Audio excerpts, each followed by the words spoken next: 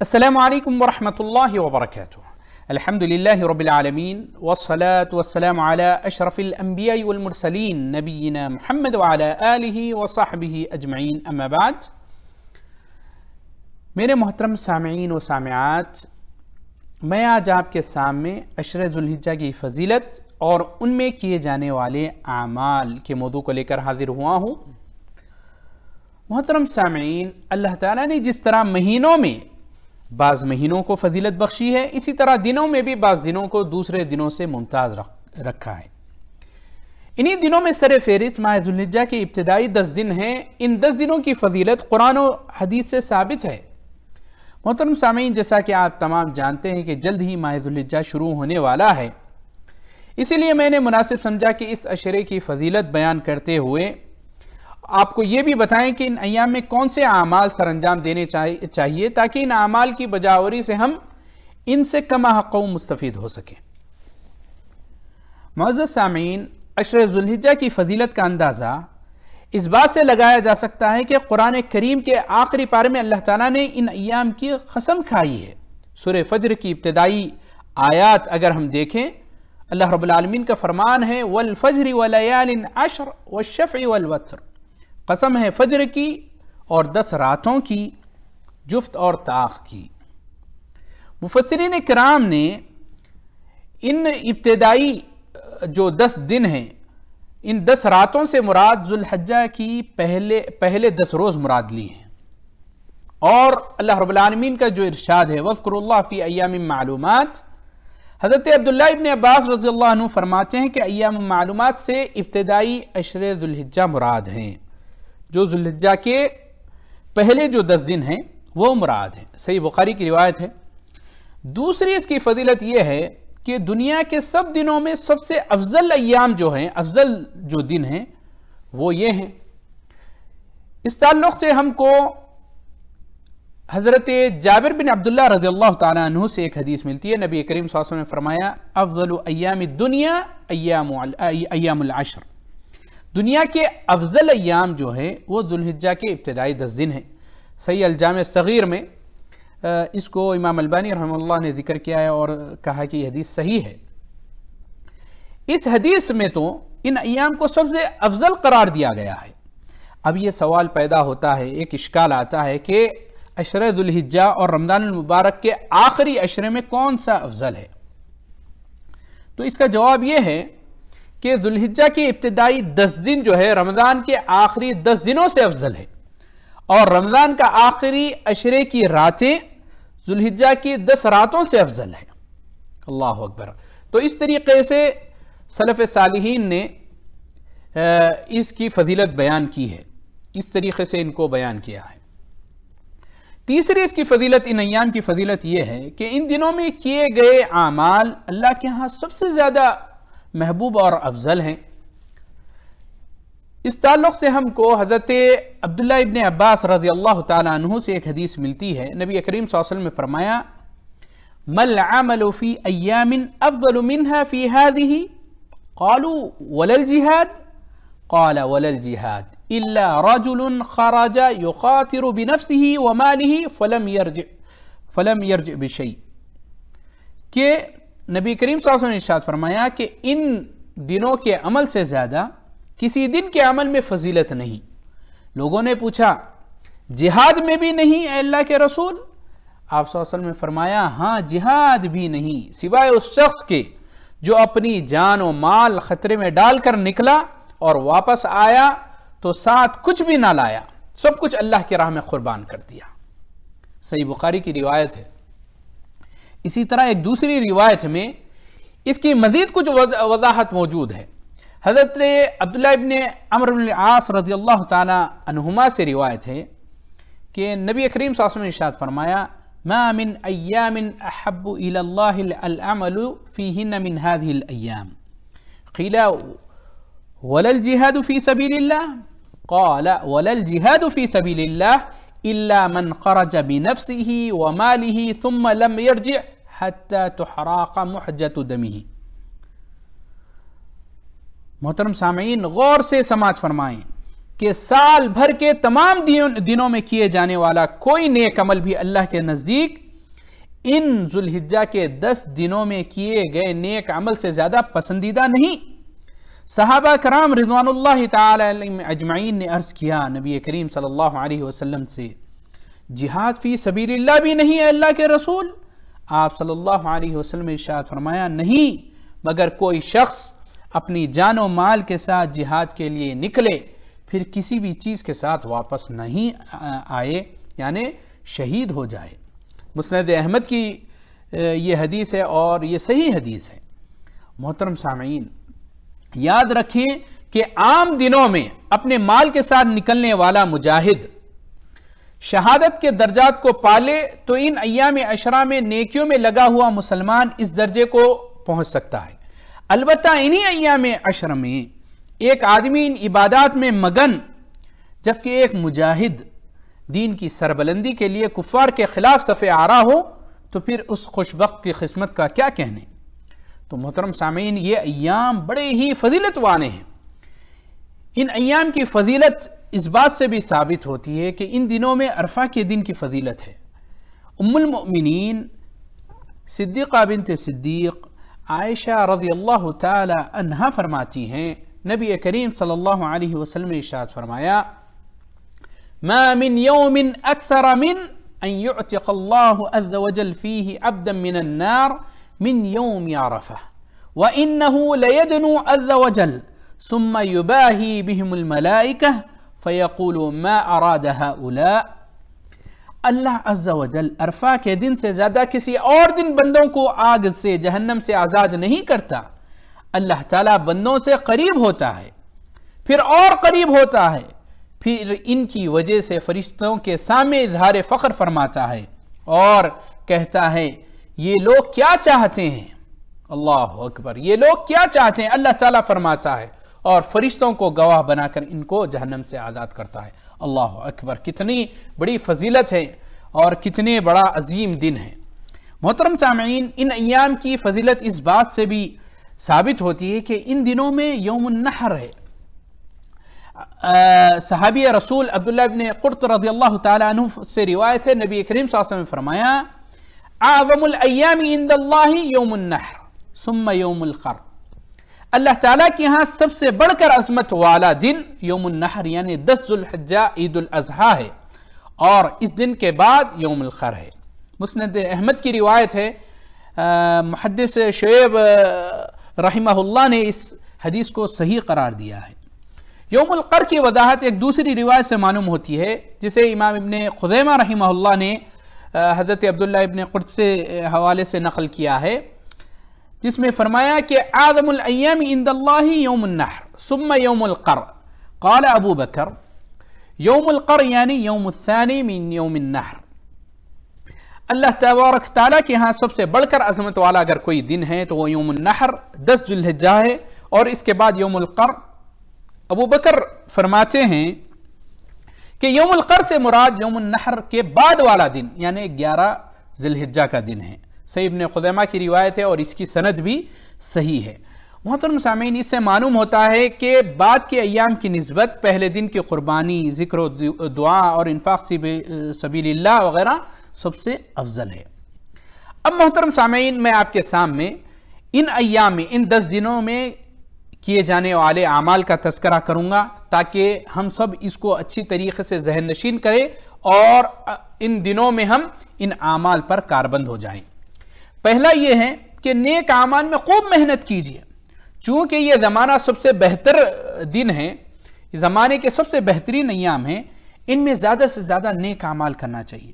جیسا کہ ہمارے سلف کے بارے میں آتا ہے کہ وہ ان دنوں میں بہت زیادہ نیک اعمال کرتے تھے۔ حضرت سعید ابن جبیر رضی اللہ تعالی عنہ کے بارے میں آتا ہے کہ جب عشرہ ذوالحجہ میں آ جاتا تو وہ نیک اعمال بہت زیادہ کرنے لگتے، یہاں تک کہ اس پر قادر ہونا دشوار ہو جاتا، یعنی بہت زیادہ محنت کرتے ان دنوں میں۔ اسی طریقے سے دوسری چیز یہ ہے کہ تمام قسم کے گناہ جو ہے اس سے کلی طور پر اجتناب کرنا چاہیے، چھوڑ دینا چاہیے تمام گناہوں کو، کیونکہ ماہ ذوالحجہ حرمت والے مہینوں میں سے ایک ہے۔ ان میں بطور خاص ظلم و زیادتی، قتل و غارت وغیرہ سے اجتناب کرنا چاہیے جیسا کہ اللہ رب العالمین کا ارشاد ہے سورہ توبہ کی آیت نمبر 36 میں، اللہ رب العالمین فرماتے ہیں ان عدت الشہور عند اللہ 12 شہرا فی کتاب اللہ یوم خلق السماوات والارض منها 4 حرم ذلك الدین القیم فلا تظلموا فیہن انفسکم، کہ بلا شبہ اللہ تعالیٰ کے نزدیک مہینوں کی تعداد جو ہے وہ 12 ہے اللہ تعالیٰ کی کتاب لوح محفوظ میں۔ جس دن سے اس نے آسمان و زمین کو بنایا اس میں 4 حرمت والے ہیں، یہی دین کا سیدھا راستہ ہے، تو ان مہینوں میں اپنے آپ پر ظلم نہ کرو۔ تو ہم کو چاہیے کہ ان دنوں میں تمام قسم کے گناہوں سے بچنا چاہیے۔ تیسری چیز، تکبیرات کا اہتمام کیجیے، کثرت کے ساتھ تکبیرات کا اہتمام۔ حضرت عبداللہ ابن عمر رضی اللہ تعالی عنہما سے روایت ہے، نبی کریم صلی اللہ علیہ وسلم ارشاد فرمایا ما من ایام اعظم عند اللہ ولا احب الیہ من العمل فیہن من هذه الایام العشر فاکثروا فیہن من التہلیل والتکبیر والتحمید۔ اللہ تعالیٰ کے ہاں اس 10 دنوں سے زیادہ عظمت والا کوئی دن نہیں، عظمت والے کوئی دن نہیں ہیں، اور ان 10 دنوں میں کیے جانے والے اعمال میں ان 10 دنوں میں کیے جانے والے اعمال میں سے زیادہ کوئی عمل محبوب نہیں۔ لہذا کثرت سے تحلیل یعنی لا الہ الا اللہ، تکبیر یعنی اللہ اکبر، اور تحمید یعنی الحمدللہ پڑھتے رہا کریں۔ مسند احمد کی روایت ہے، اور شعیب ارناؤت رحمہ اللہ نے اس حدیث کو صحیح قرار دیا ہے۔ محترم سامعین، امام بخاری رحمہ اللہ فرماتے ہیں کہ کان ابن عمر و ابو ہریرہ یخرجان الى السوق فی ایام العشر یکبران و یکبر الناس بتکبیرہما، کہ عبداللہ ابن عمر رضی اللہ تعالی عنہما اور ابو ہریرہ رضی اللہ تعالی عنہ ان 10 دنوں میں بازار کی طرف نکلتے تو دونوں تکبیرات پڑھتے اور لوگ بھی انہیں دیکھ کر تکبیرات پڑھتے۔ تکبیرات کے جو الفاظ ہیں، جو مشہور الفاظ ہیں، جو عبداللہ ابن مسعود رضی اللہ تعالی عنہ سے مروی ہیں، وہ یہ الفاظ پڑھا کرتے تھے اللہ اکبر لا الہ الا اللہ اللہ اکبر وللہ الحمد۔ اس کا ترجمہ آپ کے سامنے رکھ دوں، اللہ سب سے بڑا ہے، اللہ سب سے بڑا ہے، اللہ کے علاوہ کوئی معبود برحق نہیں، اور اللہ سب سے بڑا ہے، اللہ سب سے بڑا ہے، اور تمام تعریف اللہ تعالیٰ کے لیے ہے۔ محترم سامعین، تو یہ تکبیرات کے الفاظ تھے۔ ہم کو ان ایام میں خاص طور پر تکبیرات، چھوٹے ہوں یا بڑے ہوں، مرد ہو یا عورت ہوں، بچے ہوں، بوڑھے ہوں، تمام کو اس کا اہتمام کرنا چاہیے اور کثرت کے ساتھ تکبیرات پڑھنا چاہیے۔ محترم سامعین، چوتھا عمل جو ان ایام میں مبارک دنوں میں کرنے والے جو ہیں وہ قربانی ہے، قربانی کرنا ہے۔ اس تعلق سے ایک حدیث آتی ہے جو ہم کو ملتی ہے ام المؤمنین ام سلمہ رضی اللہ تعالی عنہا سے۔ نبی کریم صلی اللہ علیہ وسلم ارشاد فرمایا من را ہلال ذی الحجہ واراد ان یضحی فلا یاخذن من شعرہ ولا من اظفارہ، جو ماہ رمضان کا چاند دیکھے اور قربانی کرنا چاہتا ہو تو جب تک قربانی نہ کر لے اپنے بال اور ناخن نہ کاٹے۔ سنن ترمذی کی روایت ہے۔ اسی طریقے کی ایک روایت ہم کو صحیح مسلم میں بھی ملتی ہے۔ محترم سامعین، ان ایام میں کیے جانے والے نیک اعمال میں حج و عمرہ کی ادائیگی ہے۔ حج کے ان ایام میں حج و عمرہ کرنا چاہیے۔ نبی کریم صلی اللہ علیہ وسلم نے ان کی فضیلت میں ارشاد فرمایا تابعوا بین الحج والعمرہ فإنهما ينفيان الفقر والذنوب كما ينفي الكير خبث الحديد والذهب والفضة وليس للحجة المبرورة ثواب إلا الجنة، کہ نبی کریم صلی اللہ علیہ وسلم نے فرمایا حج اور عمرہ ایک کے بعد دوسرے ادا کرو، اس لیے کہ یہ دونوں فقر اور گناہوں کو اس طرح مٹا دیتے ہیں جیسا بھٹی لوہے، سونا اور چاندی کے میل کچیل کو مٹا دیتی ہے، اور حج مبرور کا بدلہ تو صرف جنت ہی ہے۔ یہ روایت امام ترمذی رحمہ اللہ نے اپنی کتاب سنن ترمذی میں ذکر کیا ہے، اور امام البانی رحمہ اللہ نے اس حدیث کو صحیح قرار دیا ہے۔ محترم سامعین، ان ایام میں کیے جانے والے اعمال میں چھٹا کام روزوں کا اہتمام۔ چونکہ یہ افضل ایام الدنیا ہیں، اس لیے ان دنوں میں ہم کو زیادہ سے زیادہ روزے رکھنے چاہیے جیسا کہ رسول اکرم صلی اللہ علیہ وسلم کے بارے میں ام المؤمنین حفصہ بنت عمر بن الخطاب رضی اللہ تعالی عنہا فرماتی ہیں کہ کان رسول اللہ صلی اللہ علیہ وسلم یصوم 9 ذی الحجہ ویوم عاشوراء و3 ایام من کل شہر اول 2 من الشہر والخمیس. نبی کریم صلی اللہ علیہ وسلم ذی الحجہ کے ابتدائی 9 دنوں میں روزہ رکھتے تھے. یوم عاشوراء کا روزہ رکھتے تھے. ہر مہینے کے 3 اور ہر جمعرات اور پیر کو آپ نبی کریم صلی اللہ علیہ وسلم روزہ رکھتے تھے. اس حدیث کو امام ابی داؤد نے اپنی کتاب سنن ابی داؤد میں ذکر کیا ہے اور امام البانی رحمہ اللہ نے اس حدیث کو صحیح قرار دیا ہے. محترم سامعین، 7واں عمل جو خاص طور پر ہم کو کرنا چاہیے وہ یہ ہے کہ بالخصوص عرفہ کا روزہ رکھیں. اس بارے میں ہم کو ابو قتادہ رضی اللہ تعالی عنہ سے ایک روایت ملتی ہے. نبی کریم صلی اللہ علیہ وسلم نے ارشاد فرمایا سیام یوم عرفہ احتسب علی اللہ ان یکفر السنة التي قبله والسنة التي بعده. عرفہ کے دن روزہ رکھنے کی وجہ سے میں اللہ تعالیٰ سے امید رکھتا ہوں کہ وہ اس سے پچھلے سال کے اور آئندہ سال بھر کے گناہ معاف فرما دے گا. صحیح مسلم کی روایت ہے. محترم سامعین، ہم کو چاہیے کہ ان ایام میں اور دوسرے ایام میں کیا ہے، ان ایام میں کرنے والے اعمال میں کہ قربانی کرنا ہے.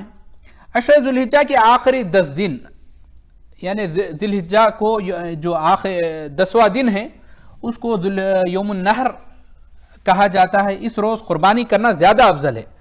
ہم کو جیسا کہ میں نے آپ کے سامنے اس سے پہلے بھی روایت رکھی ہے عبداللہ ابن قرط رضی اللہ تعالی عنہ سے کی کہ وہ فرماتے ہیں کہ نبی کریم صلی اللہ علیہ وسلم نے ارشاد فرمایا اعظم الایام عند اللہ یوم النحر ثم یوم القر.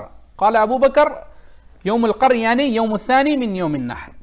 تو محترم سامعین کہ اللہ تعالیٰ کے ہاں سب سے بڑا عظمت والا دن جو ہے وہ یوم النحر ہے، 10 ذی الحجہ جو عید الاضحیٰ کا دن ہے. اس کے دن کے بعد یوم القر یعنی اس سے مراد یوم النحر کے بعد والا دن 11 ذی الحجہ کا دن ہے. تو محترم سامعین، ہم کو جس کو اللہ تعالیٰ نے استطاعت دی ہے اس کو قربانی کرنی چاہیے. اس کے بعد آخری جو عمل وہ ہے جو میں آپ کے سامنے ذکر کرتا چلوں وہ یہ ہے کہ ان ایام میں صدقہ و خیرات زیادہ کرنا چاہیے. خوشی کے ان لمحات میں ہم جہاں اپنے والدین، بیوی، بچے اور دوسرے رشتہ دار وغیرہ کو یاد رکھتے ہیں، اسی طرح ہم کو پڑوسی اور تمام مسلمانوں میں جو یتیم ہیں، فقراء ہیں، مساکین ہیں، مستحق ہیں، ان کو بھی یاد رکھنا چاہیے تاکہ وہ بھی ان خوشی میں، ان حسین لمحات میں ہمارے ساتھ شامل ہو جائیں. تو میرے محترم سامعین، الغرض یہ کہ یہ بہت ہی قیمتی ایام ہے. ہم کو ان ایام میں اپنے زیادہ سے زیادہ اوقات عبادتوں میں، نیک کاموں میں، تکبیرات اور صدقہ و خیرات، روزہ رکھتے ہوئے اور نوافل کا اہتمام کرتے ہوئے ہم کو گزارنا چاہیے کیونکہ یہ بڑے ہی قیمتی ایام ہیں. پتہ نہیں ہم کو پھر یہ ہماری زندگی میں آئیں گے یا نہیں آئیں گے. تو میرے محترم سامعین، خاص طور پر ان ایام میں خاص عبادتیں کریں. اللہ تعالیٰ سے دعا ہے کہ اللہ تعالیٰ کہنے والے کو، سننے والے کو، تمام مسلمانوں کو ان ایام سے صحیح طور پر مستفید ہونے کی توفیق عنایت فرمائیں. اللہ تعالیٰ ہم تمام کے گناہوں کو معاف فرمائیں، ہم تمام کے درجات کو بلند فرمائیں. اللہ تعالیٰ جو ہم میں زندہ ہیں انہیں بھی بخش دے، جو ہمیں وفات پا چکے ہیں اللہ تعالیٰ انہیں بھی ان کی بھی مغفرت فرما. اللہ تعالیٰ ہمارے والدین کی مغفرت فرما. اللہ تعالیٰ ہمارے ہر صغیرہ کبیرہ گناہوں کو معاف فرما. اللہ تعالیٰ ہمارے تمام نیک اعمال کو شرف قبولیت سے نوازے. والسلام علیکم ورحمۃ اللہ وبرکاتہ.